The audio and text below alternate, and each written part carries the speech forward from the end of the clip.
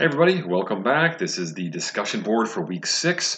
Now we're talking about browsers, and the scenario you have, there's a simulation, and you're asked to kind of compare and contrast 3 of the major browsers, and that's going to be Safari, that's run by Apple, that's going to be Chrome, run by Google, and that's going to be Firefox, which is created by Mozilla. Now you can include some others if you are used to others, like Microsoft Edge, that's Microsoft's primary browser. Or if you use one that maybe is lesser known, like Opera, or like me, Brave. Brave was created by a lot of the people who created Firefox, and I like Brave for a lot of reasons. This is an opportunity for you to just start thinking about these specific browsers and what they offer, what kinds of features they may have, what kind of add-ons and extensions, which one might be faster, which one might be more secure, and then talk about that in your discussion post. Try to get thorough, try to get detailed, try to really tell your classmates why you choose one over the others and specifically why, right? Get into the specifics there and say, not just, this one is the one I always use and it seems fast and I like it. Tell me more, because if you only give me those basics, I'm going to ask you to tell me more. So look into the features, look into some of its security, look into privacy issues. Maybe go online and do some searches there and say is privacy a big issue? Are there browsers and companies that maybe kind of skirt the line of ethics and ethical behavior when it comes to the issue of online privacy? So this is an opportunity to really delve into the subject. Now, browsers themselves, what are they?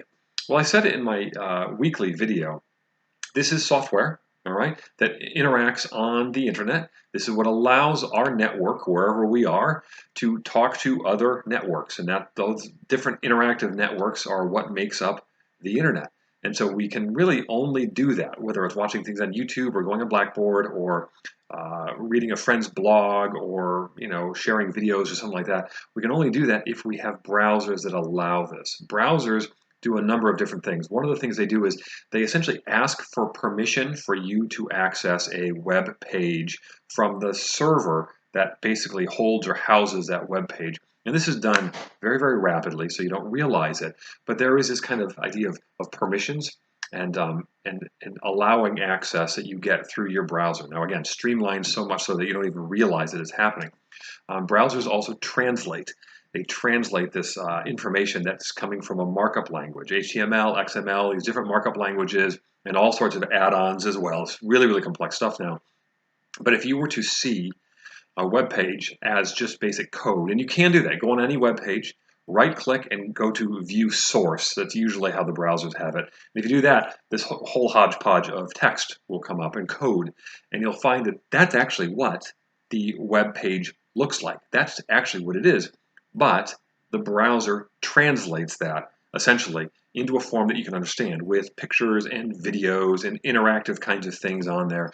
And so web browsers do that as well. So there's permission, there's translating. There's also a lot of other things in terms of security and the ease of surfing the internet. There are things that make them more functional and easier to use. So really start thinking about browsers and how you use them and why you choose a certain one, okay? This is an interesting topic. It really gets into something that we take for granted. So I hope you get a lot out of that this week. Thanks, folks.